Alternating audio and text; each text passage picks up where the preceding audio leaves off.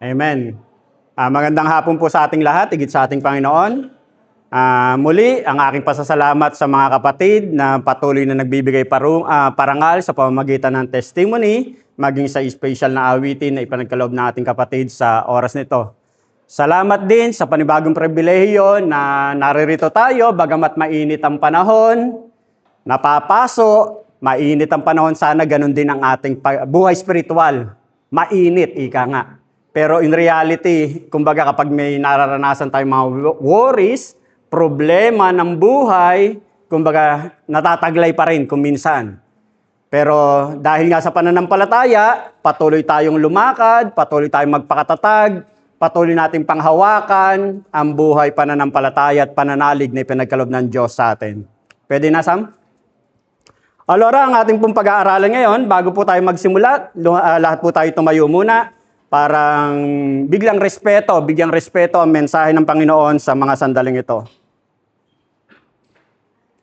Ang mensahe ng Panginoon sa oras na ito, manggagaling sa Aklat ng Lucas, chapter 16, verse 11 and 12.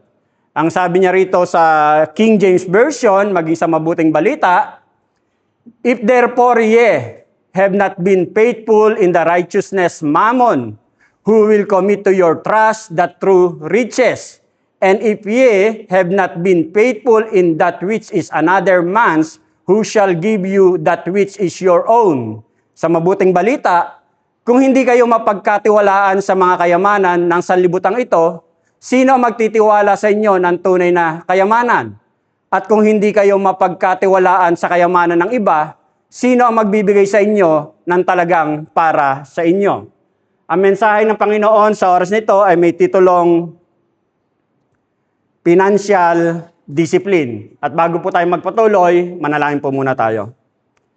Purihin ka, O Diyos, sambahin ka, Ama, sa Spirit katotohanan. Maraming salamat po, O Diyos, sapagkat tunay nga na napakayaman ng biyaya at habag na patuloy mong pinagkakaloob sa bawat isa sa amin. Salamat po sa mga testimony na pinagkaloob ng mga kapatid na tunay nga, O Diyos, na buhay ka. Ikaw po, O Diyos, ang may kontrol at may akda na lahat ng bagay. Tunay nga, Ama, na wala po kami magagawa kung kami hiwalay sa iyo. At sa trono ng biyaya, Ama, patuloy po namin kinikilala, O Diyos, na tunay nga, kilala mo kami. Alam mo ang lahat ng aming inisip, sinabi, ginawa sa nakalipas na 1 buong linggo. Kaya dalangin ko, O Diyos, kung may mga nakikita ka pong maaaring maging balakid, patawad po ang dalangin ko upang na sa gayon malaya kang makapagturo, mangusap, Panginoon, upang na sa gayon sa pamamagitan po ng mensahe, tunay nga na patuloy mo kaming turuan, Ama. Patuloy mong tulungan ang bawat isa na sa pamamagitan ng pananampalatayang ibinigay mo sa bawat isa, lumago po ang bawat pananampalatayang ito, upang na sa gayon tunay nga na makita sa aming Panginoon na ikaw po ang Diyos sa aming mga buhay. Ikaw po ang hari ng mga buhay, Panginoon. Nag-iisa ka sa aming buhay, Panginoon. Salamat, Panginoon, sa mga paalalang ito, O Diyos. At dalangin ko nga po, minsan pa, tunay nga na sa kabuuan po ng mensahe, ako po'y instrumento lamang. Ikaw po ang siyang malayang magpapahayag. At sa mga sandaling ito, tunay nga, O Diyos, na patuloy mong tulungan yung balingkod na may deliver ko na may kasimplihan upang nang sa gayon tunay nga ang pagkain spiritual na kinakailangan po namin ay patuloy po namin tanggapin at patuloy po namin itong gamitin upang makita kaming matatag, nakatayo, at patuloy ka namin maparangalan sa pamamagitan ng buhay na binabago mo. Ito po, Diyos, ang aking dalangin na may pasasalamat. In Jesus' name I pray. Amen. Makakaupo na po tayo. Alora, ang ating pag-aaralan nga rito, ang sabi nga niya rito, financial discipline, o ang disiplina sa pananalapi, o disiplina sa pera. Dito, makikita natin na kung pamilyar tayo sa mga talata ng Biblia o ng salita ng Diyos, sinasabi nga na almost 500 verses ang tinutukoy o tumutukoy sa may kinalaman sa pananalangin o about sa prayer. At sinasabi rin na less than 500 verses naman ang tumutukoy about sa pananampalataya o sa faith. Pero sinasabi na sa Biblia na more than 2,000 verses ang siyang tumutukoy tungkol sa money and possessions. Ika nga. Ibig sabihin, malawak. Ika nga. Kumbaga binibigyang emphasis ng salita ng Diyos ang may kinalaman sa pera at pananalapi at sa mga ari-arian maaring meron tayo. Ika nga. At dito, maaring dahil sa turo ng ating Panginoong Kristo, ang sabi nga, where your treasure is, there your heart will be also. Ang sabi niya sa Matthew 6:21. Kumbaga sinasabi na in idea, where your heart is, kung nasa saan ang puso mo, naroroon din talaga kung ano yung tinuturing mong kayamanan. Ika nga. Kaya pinapaalala sa atin na kung ano talaga yung mahalaga sa puso mo, yun yung pinakang kayamanan para sa'yo. At dito, makikita nga natin na kung ang tinuturing mong kayamanan ay yung mga bagay sa mundong ito, ibig sabihin, ang kayamanan mo ay yung mga bagay na nakikita mo lamang. Mga bagay na pansamantala lamang. Na akala mo'y mahalaga, pero pansamantala lamang. Ika nga.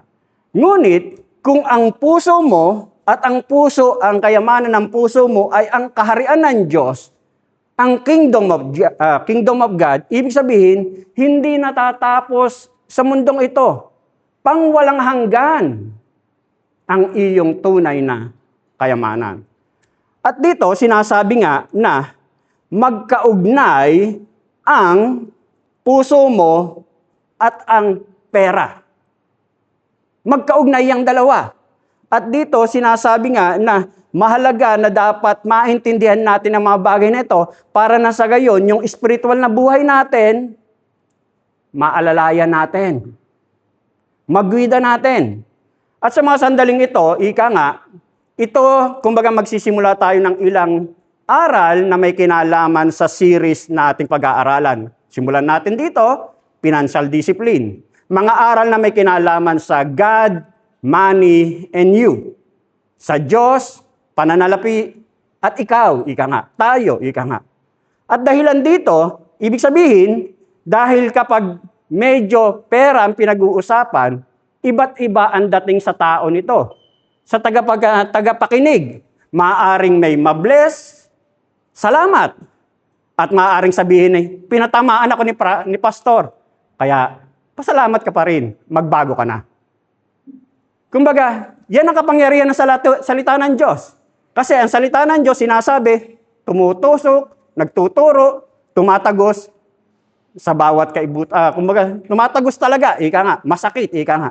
At dito, sa ating pag-aaralan, may mga ilang paalala, andiyo sa mga sandaling ito. Una, ang paalala niya, sabi nga niya rito, God wants us to be free from bondage to greed. Ninanais ng Diyos na maging malaya tayo sa pagkakaalipin sa kasakiman.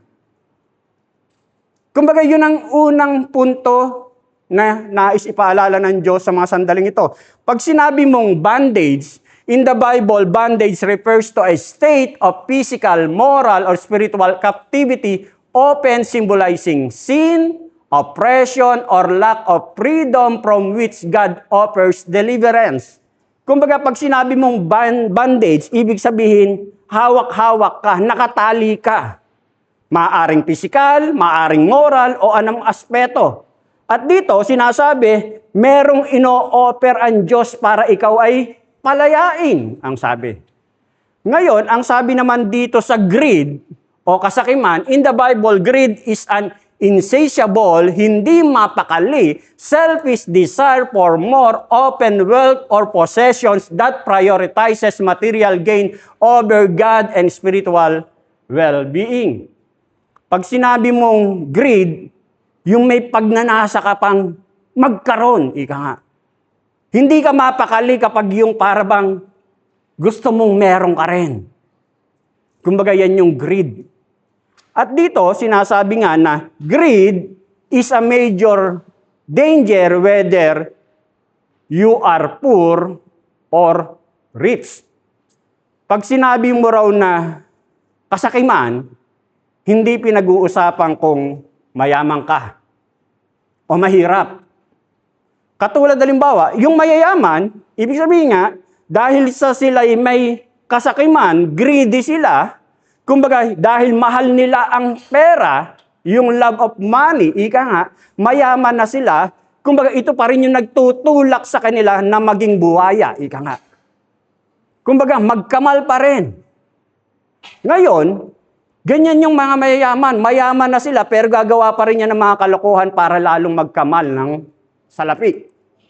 Pero, sinasabi rin na, and even many who are poor, maging ang mga taong hirap sa buhay, pero dahil sa ang pagmamahal din nila ay sa salapi, ika nga, kumbaga gagawin at gagawin pa rin niya ang mga bagay na manlamang.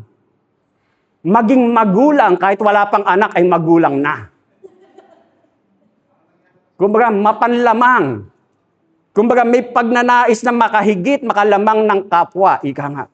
Ang problema, kumbaga gusto niyang maging greedy, dahil nga wala siya, mahirap siya, manlalamang nga siya. Ika nga.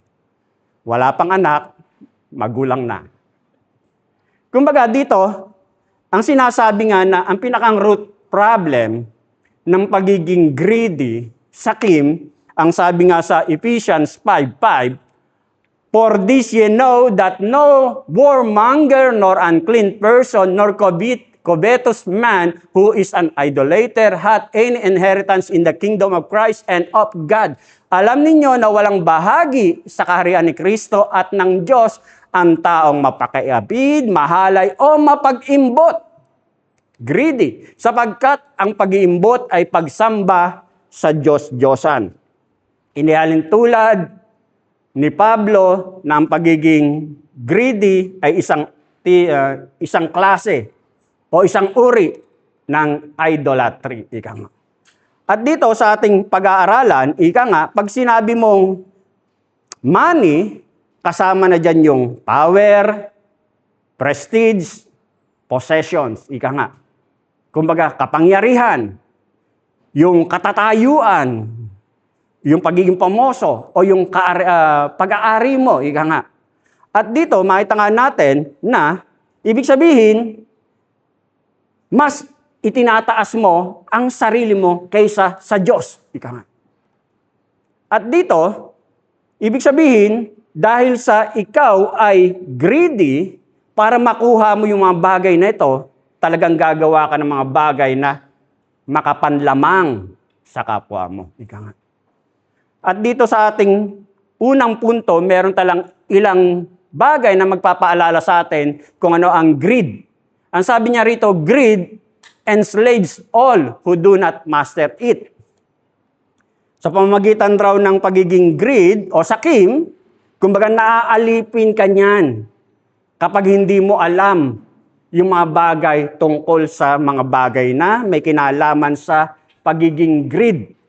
Ang sabi nga niya rito, Jesus drew the line and put us all into one of two camps when He said na you cannot serve God and mammon.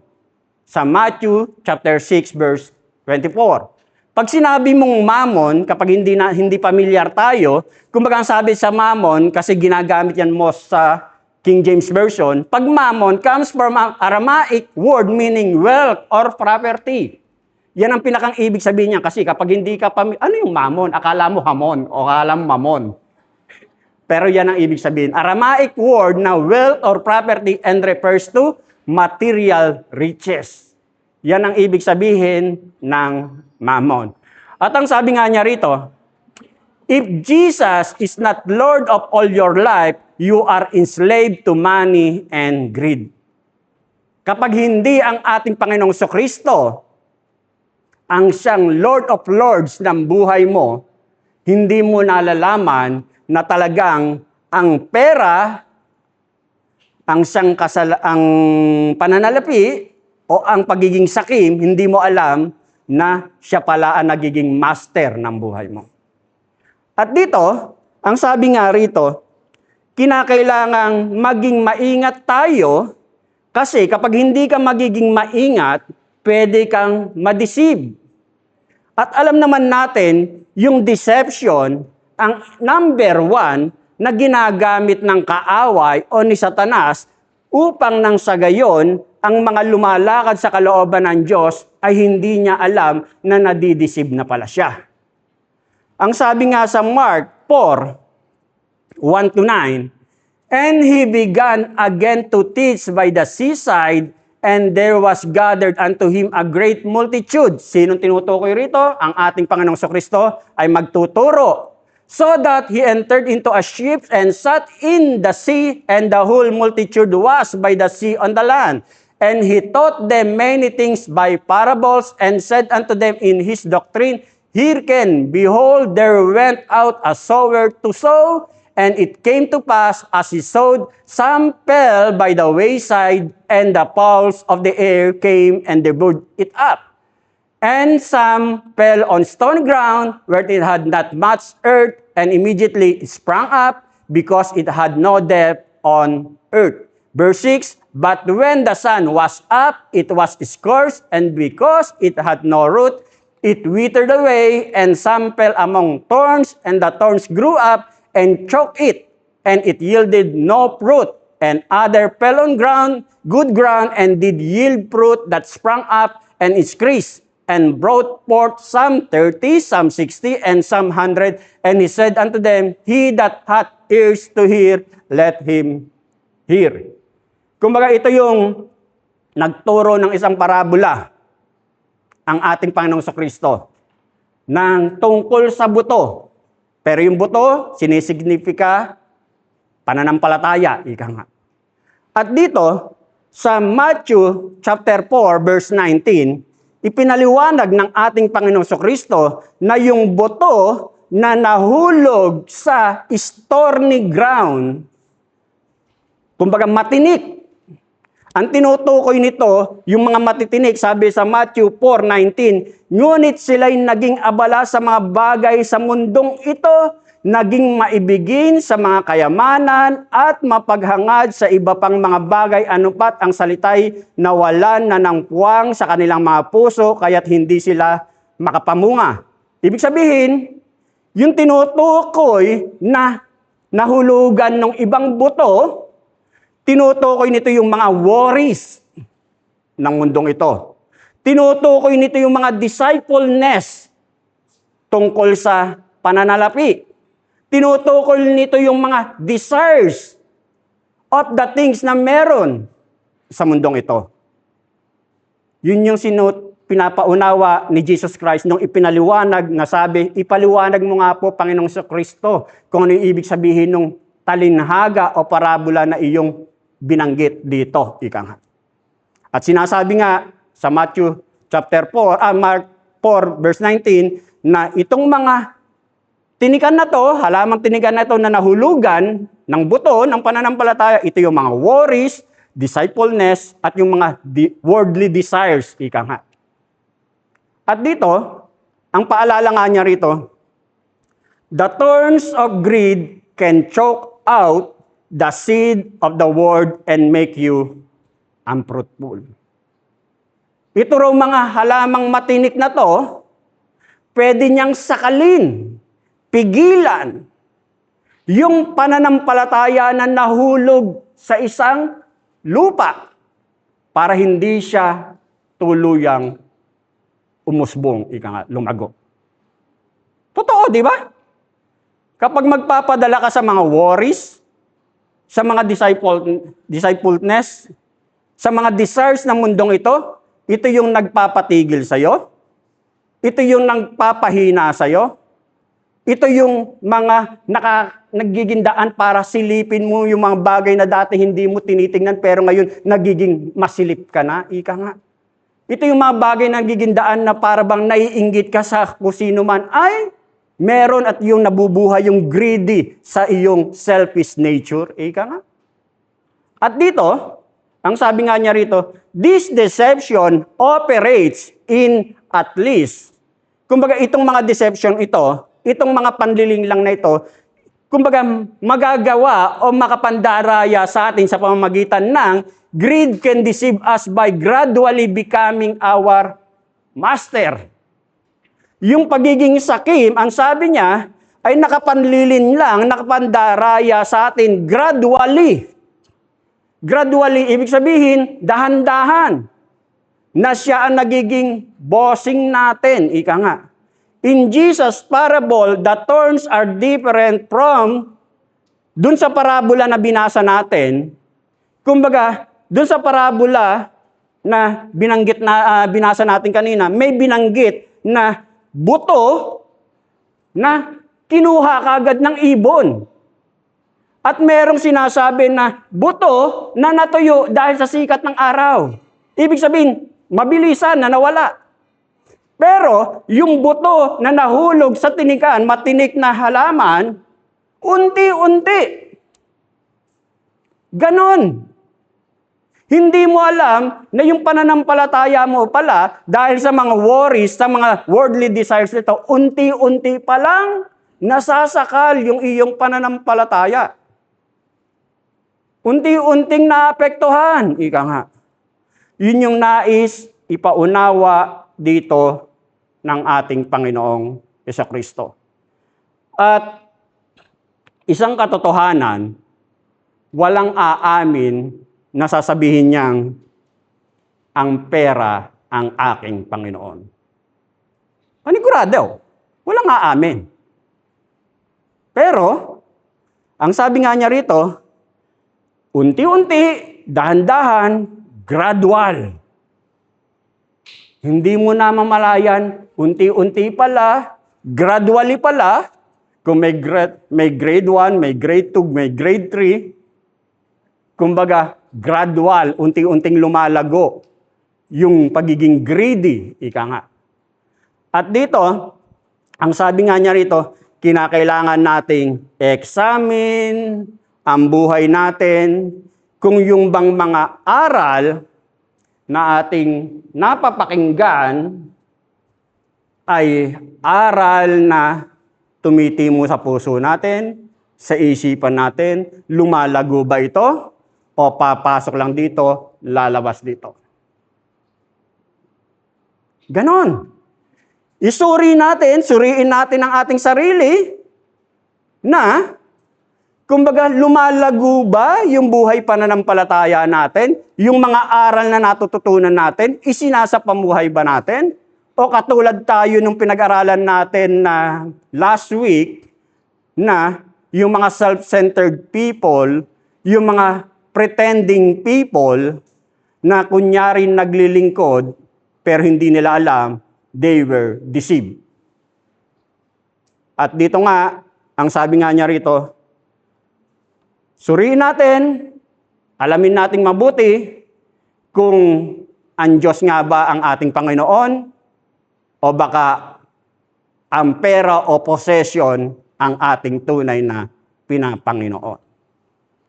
Pangalawa, greed can deceive us by making money our focus for happiness. Yung pagiging sakim,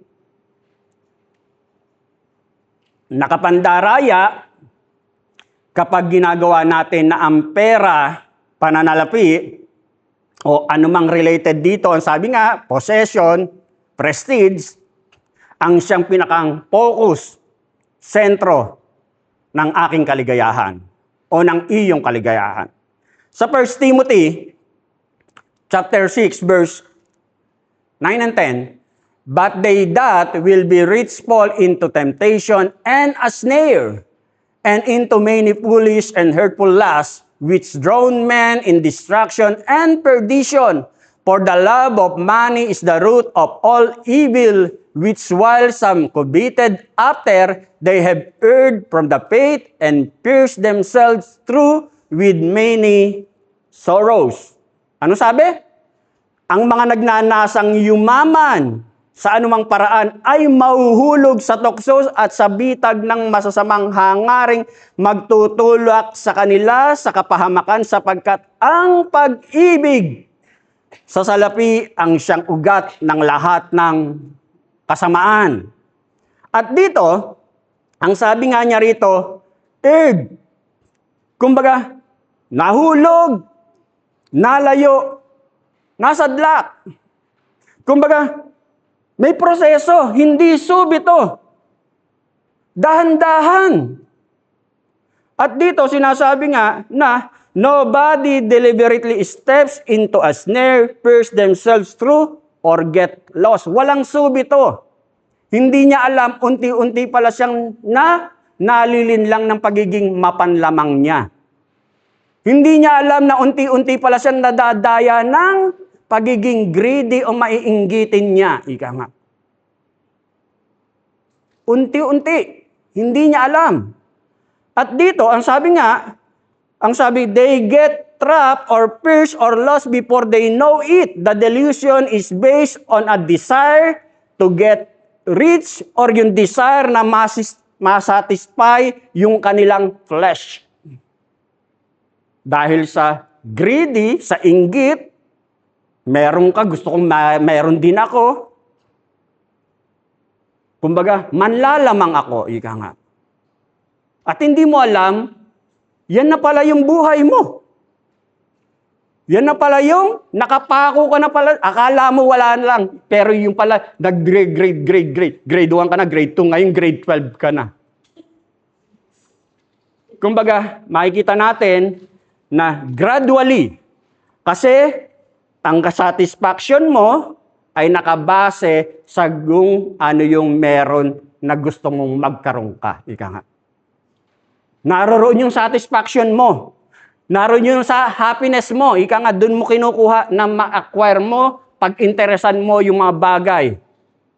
At dito, sinasabi nga, yung pangatlo, greed can deceive us if we make money our present source of trust. Yun daw pagiging sakim ay nakapandaraya o nakapanlilin lang kapag ginagawa natin ang possession o pera o pananalapi na ito yung dito natin ipinagkakatiwala. Dito tayo nagtitiwala, ika nga. Ang sabi nga sa Deuteronomy 6:10-12, ito yung pangako o yung paalala ng ating Panginoon Kristo sa mga Israelita nung sila ay malapit ng makamtan yung lupang pangako na pinangako ni Yahweh para sa mga Israelita. Sa Deuteronomy chapter 6:10-12, kayo'y malapit ng dalhin ni Yahweh sa lupaing ipinangako niya sa inyong mga ninunong sina Abraham, Isaac at Jacob. Maninirahan kayo sa malalaki at magagandang lungsod na hindi ninyo itinayo. Titira kayo sa mga tahanang husto sa lahat ng bagay, ngunit hindi ninyo pinaghirapan. Iinom kayo ng tubig na galing sa mga balong hindi ninyo hinukay, mamimitas kayo sa mga ubasan at sa mga olibong hindi ninyo itinanim. Kung kayo'y naroon na at nananagana sa lahat ng bagay, huwag ninyong kalilimutang si Yahweh na nag-alis sa inyo sa bansang Ehipto. Ibig sabihin, yung lupang pangako na ibibigay ni Yahweh sa mga Israelita na umalis sa bansang Ehipto, kumbaga, tawag ditong mayaman. At ipro-provide na yung lahat ng kailangan nila. Kumbaga, provision, nakalaan na, ika nga. At pagdating doon sa chapter 8 ng Deuteronomy, huwag ninyong kalilimutan si Yahweh, sundin ninyo ang kanyang mga utos, kung kayo'y namumuhay na ng sagana, nakatira na sa magagarang tahanan, at marami ng alagang hayop at marami ng natipong pilak at ginto, huwag kayong magmamataas, huwag nga ninyong kalilimutan si Yahweh na nagpalaya sa inyo mula sa pagkaalipin sa verse 17 and 18 ng Deuteronomy 8. Kaya huwag ninyong isa sa loob na ang kayamanan ninyo'y bunga ng sariling lakas at kakayahan, alalahanin ninyong siya ang nagbibigay sa inyo ng lakas upang managana kayo at ito'y bilang pagtupad niya sa kanyang pangako sa inyong mga ninuno. Anong pinapaalala sa atin? Dito, sa mga talatang ito, ipinaalala ni Yahweh na anuman yung mga provision na matatagpuan nyo na, inihanda ko na, sa akin niya nagmula. Yun ang sabi ni Yahweh, ika nga. Ibinigay ko na sa inyo. Ganon din sa atin. Kung pinagpapala ka, wala kang karamdaman. Pinagpapala ka, nakakakain ka ng 3 beses sa isang araw. Pinagpapala ka, malusog ka. Pinagpapala, wala kang sakit. Pinagpapala, may trabaho ka. Lahat yan galing sa Diyos. Lahat yan galing sa Diyos. Ika nga, wala kang dapat ipagmalaki. Kaya ibig sabihin, dapat nating maintindihan na ang pagtitiwala natin, hindi dyan sa mga bagay na akala mo'y provision, kundi kung sino yung nagbigay ng provision na yan. Sa Kanya tayo kailangang magtiwala. Kaya nga ang sabi nga niya rito, if you have said you are a Christian, nawa ay isa pamuhay mo na tunay ngang malaya ka na. Ibig sabihin, makita mo sa sarili mo na yung mga blessings na meron ka, nakarating ka sa Italia, may saluti kang malakas, malusog, ika nga. Pasalamat ka kasi maraming may gusto na meron siya ng buhay na meron ka, ika nga. At dito, ang paalala sa atin, huwag nating ilaan yung pagtitiwala natin sa mga pansamantalang provisions o blessing na meron tayo. Kundi kung sino yung nagbigay ng provisions and blessings na yan.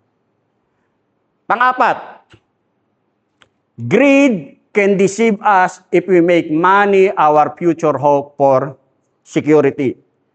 Yung pagiging sakim o yung kasakiman ay pwedeng makapandaya if we make money our future hope. Kapag inilalaan natin, nasa pamamagitan ng pera, pananalapi o possession, ay naroroon ang ating pag-asa, ika nga. Kasiguraduhan ng ating kalalagayan. Ang sabi nga, as soon as I get enough for the YouTube. Kumbaga, minsan, ang isang tao, kaya hindi siya lubusang makalakad, makapaglingkod sa Diyos, kasi sinasabi niya na kapag naging sapat na, kapag naihanda ka na iaayos ko na ang aking pinansal na kalalagayan, tsaka ako lalakad, maglilingkod, magseserbisyo para sa Panginoon. Kumbaga doon niya tinitingnan na kapag na-secure na raw yung kanyang kalalagayan sa kaya siya, doon pa lang siya maglilingkod, doon pa lang siya magiging tapat na maglingkod para sa Panginoon. Pero ang tanong, kailan nga ba magiging sapat yung sinasabi mong sapat? Kasi, kumbaga, yung mga katanungan na yan, ibig sabihin, hindi ka ba mapagpapala ng Diyos kung naririto ka pa lang, gagawin mo na, lalakad ka na ayon sa nais ng Diyos, ika nga. Kumbaga gusto mo, i-aposto mo muna yung future mo bago ka maglingkod. Hindi ganun. Kaya nga sinasabi, sumunod ka muna at ang lahat ay pagkakaloob ko sa iyo. Katulad yung sinasabi sa Matthew 6:33. Seek ye first the kingdom of God. Yun muna ang una. Unahin mo muna ang kaharian at kalooban ng Diyos. Katuwiran ng Diyos. At saka ko ipagkakaloob. And all of these things shall be added unto you. Ang una muna ay ang Diyos. Pero laging sinasabi, kaya hindi ako makapaglingkod, kaya hindi ako makalakad sa kalooban ng Diyos kasi gusto ko i-aposto muna eh. Iaayos ko muna. Pero sabi ng salita ng Diyos, una ang Diyos muna. At dito, kailan magiging sapat o handa yung sinasabi mong handa ka na o sapat na. Kailan? Kasi ang tao, kumbaga, by nature, hindi siya nakokontento. Yun ang nature ng tao eh. Kaya nga gusto niya mag-greed. Maghangad na maghangad.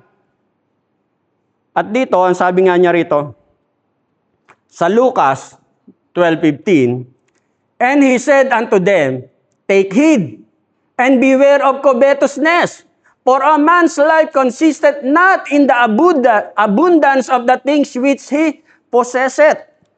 Ano sabi? Maging maingat, be on guard against every form of greed.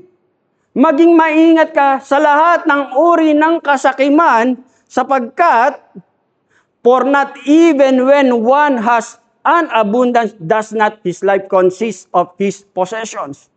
Kasi itinuturing niya na mapagpala siya, bless siya sa mga possession na meron siya.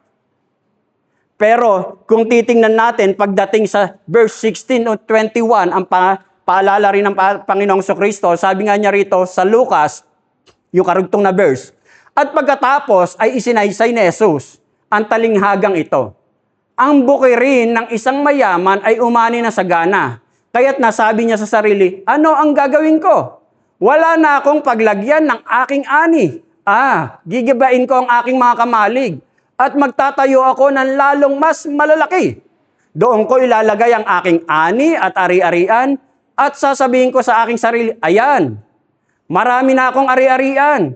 Hindi na ako kukulangin habang buhay. Kaya't mamamahinga na lang ako, kakain, iinom at magsasaya. Ngunit sinabi sa kanya ng Diyos, hangal, sa gabing ito'y babawian ka ng buhay. Kanino mapupunta ang mga bagay na inihanda mo? Ganyan ang sasapitin na nagtitipon ng kayamanan para sa sarili, ngunit dukha naman sa paningin ng Diyos. Kumbaga ito yung talata na sinabing gusto niyang makaipon. Gusto niyang maka-acquire ng abundance wealth.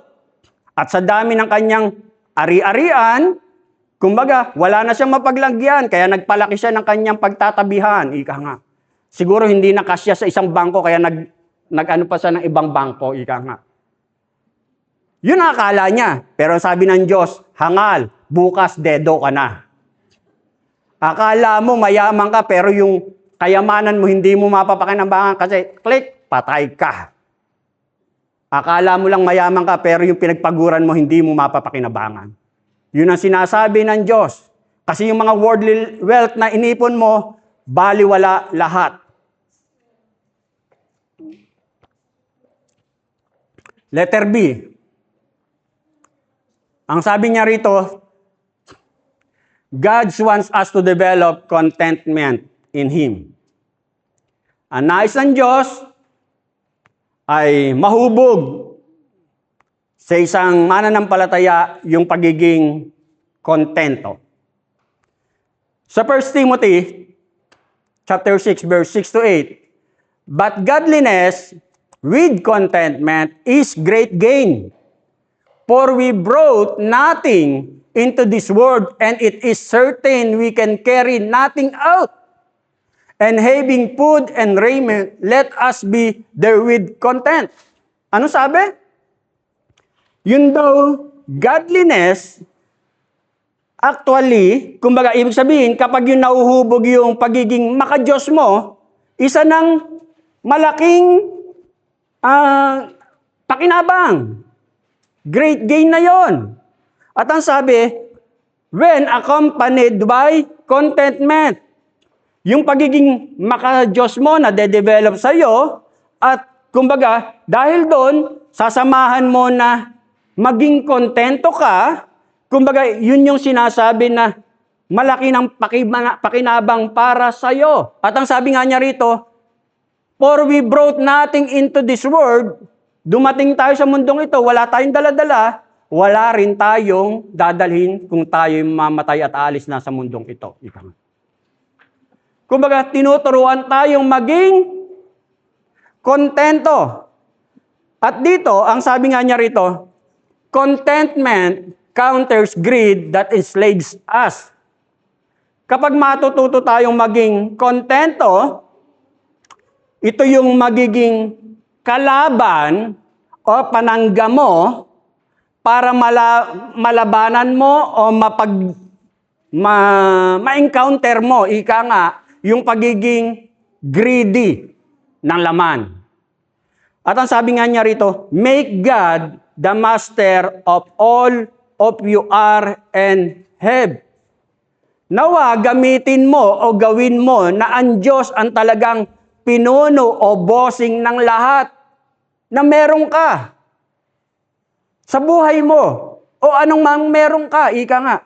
Dapat maintindihan mo na ang Diyos ang siyang maging tunay mong Panginoon kung ano man yung meron ka at para mismo sa'yo. At dito, ang sabi nga, kung meron man tayong may cellphone, ari-arian, lahat naman tayo halos may cellphone, o ari-arian mo na yan. Yung cellphone na yan, steward lang.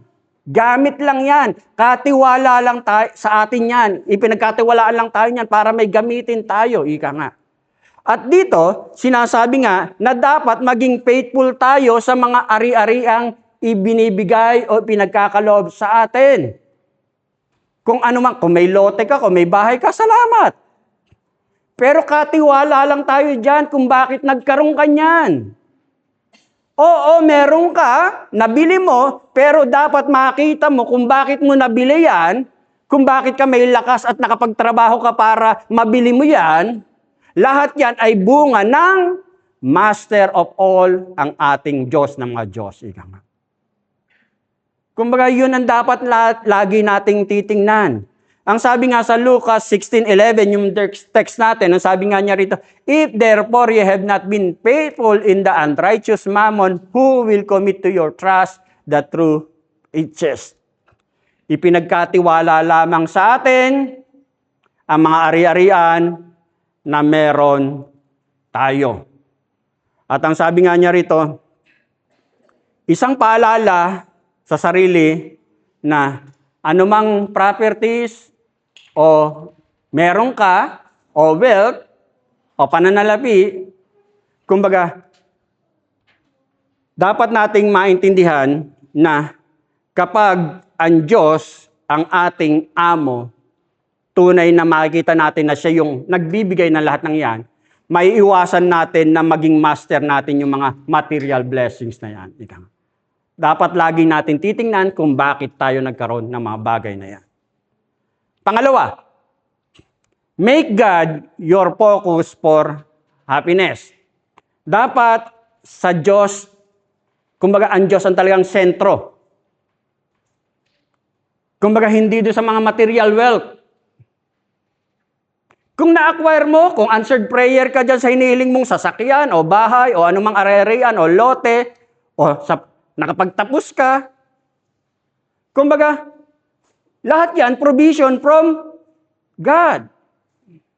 At hindi nakasalalay dyan sa mga material blessings na yan o mga pansamantalang blessing na yan. Kumbaga, ang pinaka-focus natin ay kung bakit nga tayo nagkaroon ng mga bagay na yan. Doon tayo nagiging galak, magalak, ika nga, masaya, ika nga. Ang sabi nga niya, si Pablo, kinakailangan tayong ma-rejoice sa lahat ng sitwasyon na meron tayo. Ika nga. Nung sinulat ni Pablo, ang Pilipos, alam naman natin siya ay nakakulong, hindi maganda ang kanyang kalalagayan. Pero ang sabi niya rito sa Philippians 4:4, rejoice in the Lord always, and I again say rejoice. Ano sabi? Malagalak kayo sa Panginoon, parati, at inuulit ko, magalak kayo. Ang kalalagayan ni Pablo, hindi ayos. Pero ang paalala niya na ang kagalakan ay hindi nasa sa sitwasyon, kundi sa Panginoon. Ika nga. At ang sabi nga niya rito sa 10-13 ng Philippians 4, but I rejoice in the Lord greatly that now at the last your care of me hath flourished again, wherein ye were also careful, but ye lack opportunity. Not that I speak in respect of want, for I have learned in whatsoever state I am therewith to be content. I know both how to be abased, and I know how to abound everywhere and in all things. I am instructed both to be full and to be hungry, both to abound and to suffer need. I can do all things through Christ which strengtheneth me.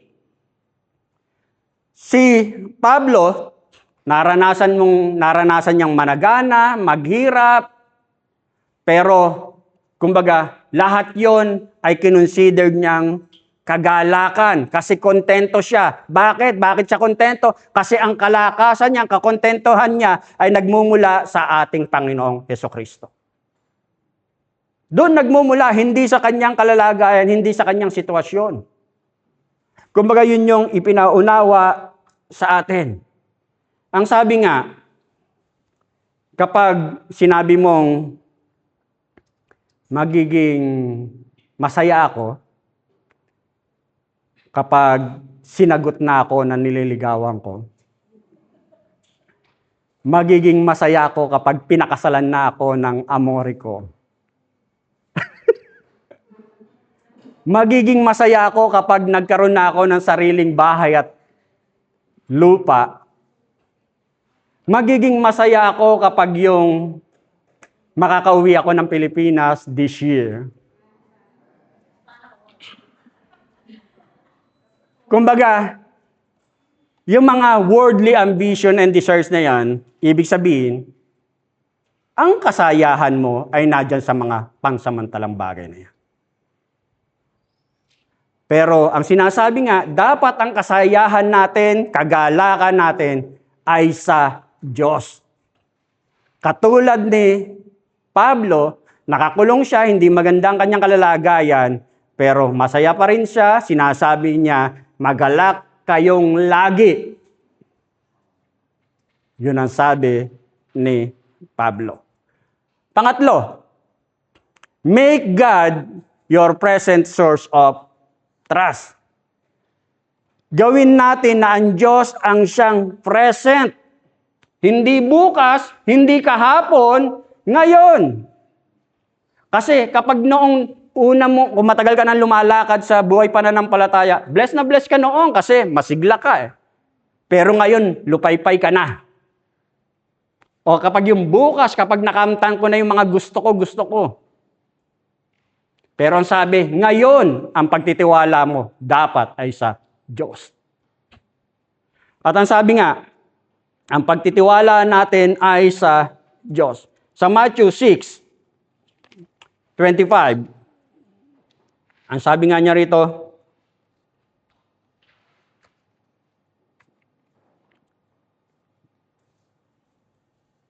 kaya't sinasabi ko sa inyo, Matthew 6:25, at sa mga sumunod na verses, kaya't sinasabi ko sa inyo, huwag kayong mabagabag tungkol sa pagkain at inumin na kailangan ninyo upang mabuhay o tungkol sa damit na kailangan ng inyong katawan.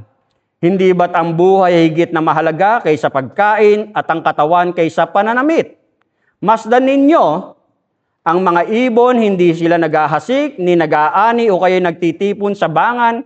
Gayunman, pinakakain sila ng inyong amang nasa langit. Hindi ba't higit kayong mahalaga kaysa nga ibon? Sino sa inyo ang makapagpapahaba ng kanyang buhay ng higit 1 oras sa pamamagitan ng kanyang pagkabalisa? Kumbaga, ang sabi nga, anumang sitwasyon, dapat ang pinagkakatiwalaan lagi natin ay ang Diyos.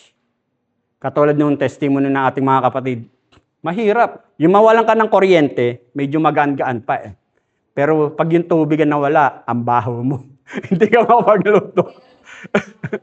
Mas mahirap kapag walang tubig eh. Mabuti may provision si kapatid, ang mga kapatid na inilaan ng Panginoon para sa kanila. Malapit lang si kapatid. Pinagtitiklop pa sila. Kumbaga, provision. Kumbaga, hindi nagpapadaig sa mga sitwasyon kasi ang pag-asa natin, ang pagtitiwala natin ay sa Diyos.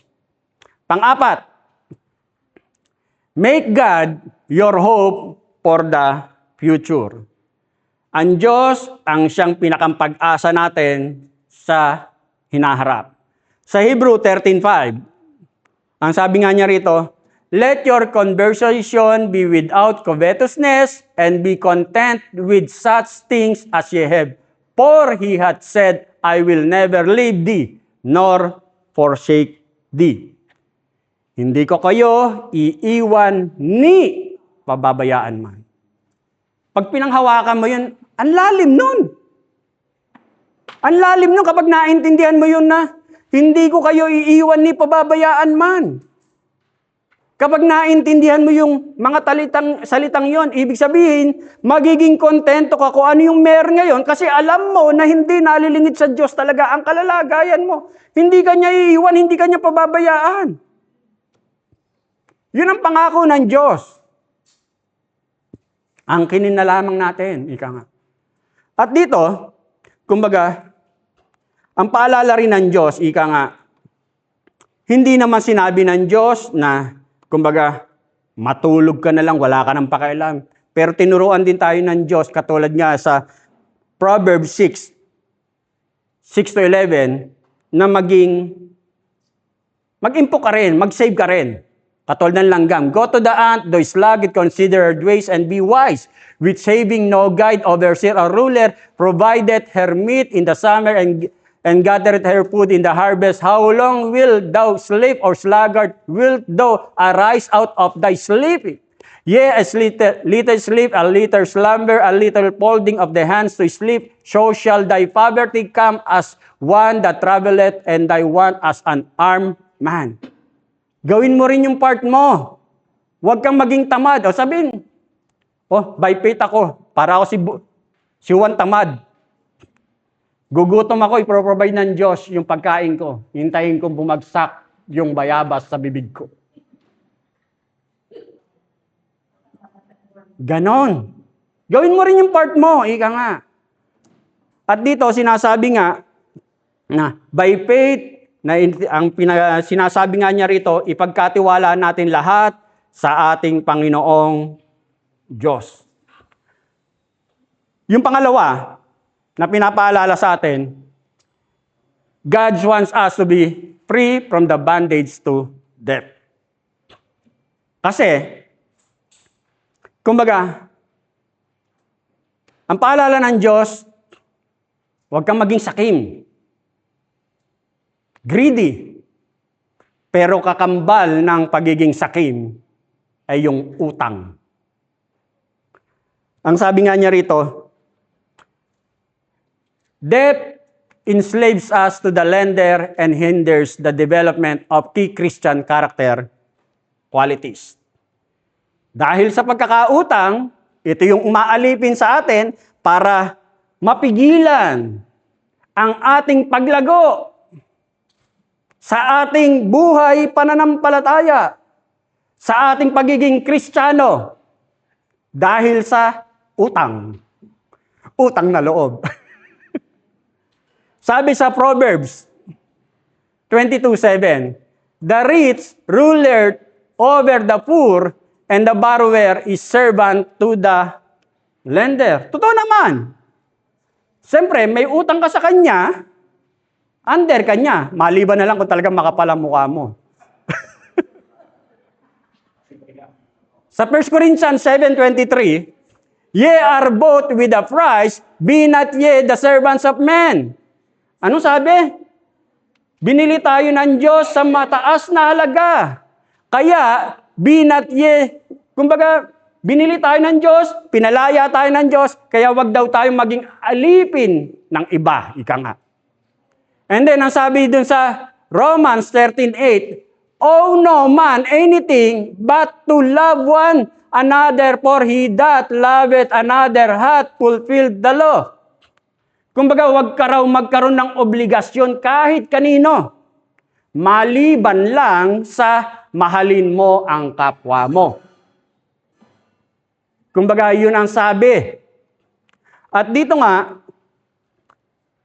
ang paalala sa Deuteronomy chapter 28, verse 43, 44, ang sabi ron ng ating Panginoong ni Yahweh, ika nga, na kapag ikaw yung may utang, ikaw yung huwag kang maging buntot. Huwag sa halip maging ulo ka. Ano ibig sabihin nun? Siyempre, kapag ikaw yung may utang, ikaw yung hawak-hawak. Ikaw yung under. Kaya, ang sabi, huwag mong hayaan na ikaw yung may obligasyon sa kanya. Kaya nga sinasabi, ang paalala ng Biblia, ika nga, na maging maingat tayo sa mga utang na ginagawa natin. At ang sabi nga niya rito, debt goes in hand with greed. Kaugnay niya, kakambal niya. Because it feeds of greed and self-gratification by giving us what we want now, rather than making us wait for it or work for it in advance. Bakit raw? Kasi yung greed, dahil naghahangad ka, kumbaga pinagnanais mo na gusto mo ngayon na, talagang gagawa ka ng paraan na mangutang ka para makamtan mo na yung sa halip ay pagtrabahuhan mo muna, intayin mo muna yung right time, dahil sa kasakiman, utang ka ng utang hanggang nalubog ka na sa utang. Kakambal ng pagiging sakim ang utang. At ang nais ng Diyos ay maging malaya ka dyan. God wants us to be free from bondage to debt. Maging malaya ka sa pagkakaalipin sa kasakiman sa utang, ika nga. Utang na loob. Yun ang paalala ng ating Panginoon. At ang sabi nga niya rito, dahil nga sa it reflects, kasi kapag yung utang ka ng utang, kasi nga yung pagiging disiplina mo sa sarili mo, yung kontrolin mo ang sarili mo, nagiging impulsive ka. Ito yung instant. Ito ang instant na solusyon. Ito ang instant na solusyon. Kaysa magtrabaho ka, hintayin mo yung God's timing, utang dito, utang doon, kaya hindi ka na nakaahon. Ika nga. Kumbaga dito, ang sinasabi nga, kailangang maging control tayo. Debt counter to waiting on the Lord. Dahil sa, kumbaga,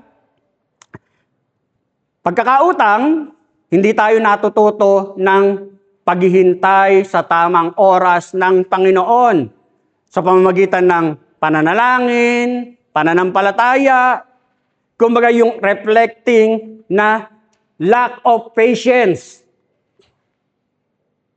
Lack of patience, kaya minamadali mo, impulsive, subito. Debt often reflects mismanagement and irresponsibility. Kumbaga, ang pinakikita nito, hindi ka mapagkatiwalaan, mismanagement and irresponsibility with the Lord's resources. At talagang kapag yung hindi ka na makalaya, talagang alipin ka na ng sistema. Ika nga. If you get so far in debt that you cannot repay what you owe, dahil nga, ito na yung sistema mo, hindi ka na makabayad, sinasabi mong Kristiyano ka, may testimony ka. Bad testimony nga lang. Ay, Kristiyano yun, di ba? Ay, bakit ganun siya? Kumbaga, dahil sa, yun na yung kinasanayan mo, yun na yung lifestyle mo, sinasabi mong Kristiyano ka, oh, may testimony siya. Pero bad testimony nga lang, hindi good testimony. At dito, at dahil din sa utang, ika nga, hindi natin maibigay yung responsibilidad na dapat nating ibigay para sa Panginoon, ika nga. Hindi natin nagagawa yung responsibilidad natin para sa Panginoon. At isang katotohanan din na sa isang relasyon, katulad sa mag-asawa, kapag lubog na sa utang, isang dahilan na yan kung laging nagiging pangit ang relasyon ng isang mag-asawa. Ika nga. Mga paalala na sinasabi na kailangan tayong maging malaya sa mga sitwasyong yan. Pangalawa, God's answer to debt is control. Control, pagpipigil. Siyempre, ang simple solution, principle, hindi ka magkakautang kung maiiwasan mong mangutang. A simple principle, you won't get into debt if you don't borrow. Practical tips, control your spending habits so that you live within your means. Kumbaga ang sabi, control your spending habits para na sa gayon, kung ano yung meron ka ngayon, yun yung iyong munang pagtiyagaan. Habang maiksi ang kumot, matuto kang mamaluktot. At ang sabi nga niya rito, a lot of things na akala natin ay kailangan natin, pero luxuries lang pala. Ang problema kasi, ang dami mong gusto, pero iisa lang yung trabaho mo, ika nga. Ang dami mong gusto, pero ang daming gustong pagkagastusan. Pero yung trabaho mo, ito lang ang sahod mo. Mas malaki yung mga gusto mong magkaroon, yung greedy interest. Yung mga lust of these worldly desires, ika nga. Kumbaga, mas malaki yung ginugusto mo kaysa sa pinagkakakitaan mo. Kaya, hindi mo alam, nalulubog ka pala, ika nga. At ang sabi nga niya rito, isang paalala na dapat matuto tayong mag-self-control kung ano yung talagang kailangan natin. Alam yung kailangan natin, hindi yung kung ano yung gusto natin, ika nga. At ang sabi nga niya rito, para maiwasan natin, kung halimbawa, kung may utang ka na, ang sabi niya rito, the only way out is to discipline yourself to spend less. Oh, kahit naman ako may utang eh. Natututo rin ako rito. Lahat tayo, ika nga. Pero sinasabi niya rito, control. Control, ika nga. Kung may utang ka na, ang sabi niya rito, matuto kang kontrolin ang sarili mo, disiplinahin mo ang sarili mo, spend less. Kung ano yung kailangan mo. At ang sabi nga niya rito, kung magagawa mo to, masisystematize mo yung mga obligasyon mo, maayos mo yung financial na gastusin mo, ika nga. At kung marami kang ari-arian, kung may iPhone 17 ka, ibenta mo para mabayaran mo yung utang mo. At kung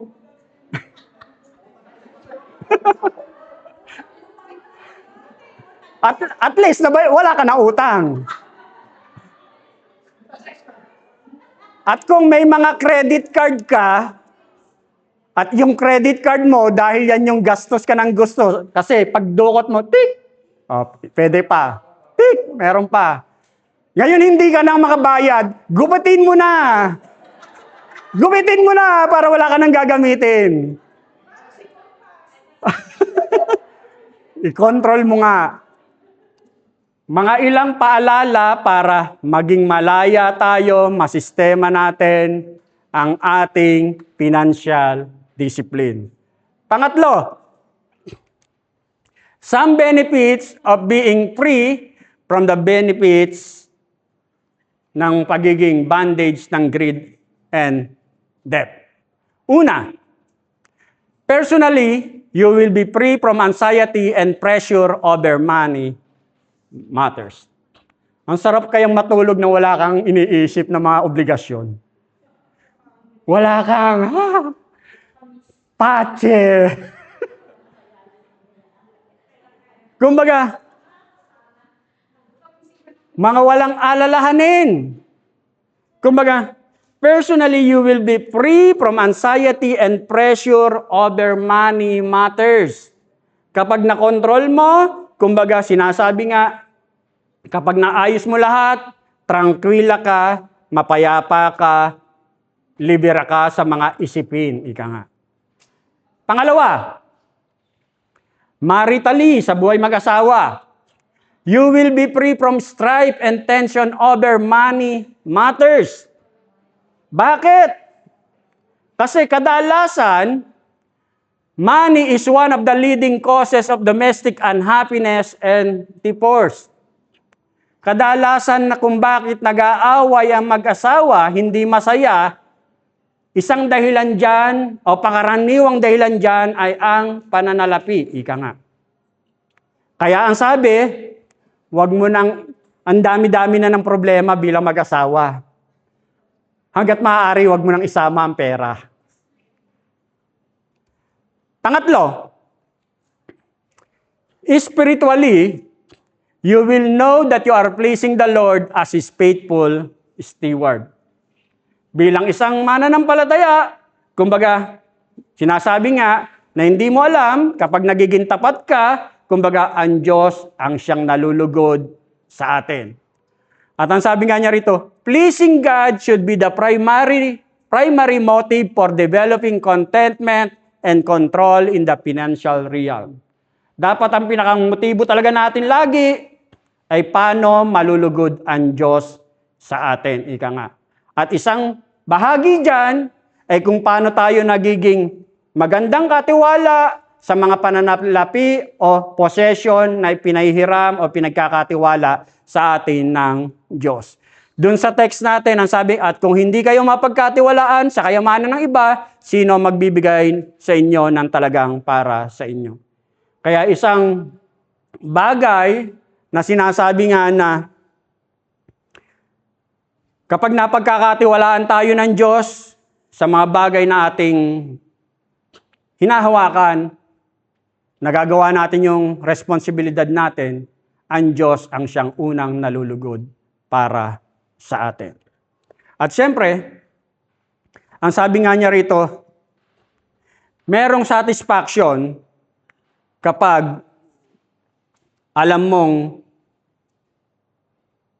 yung mga nagagawa mong responsibilidad sa larangan ng mga ari-arian o mga bagay na ipinagkatiwala sa iyo ng Diyos at nagagawa mong ibigay yung para sa Diyos, ika nga.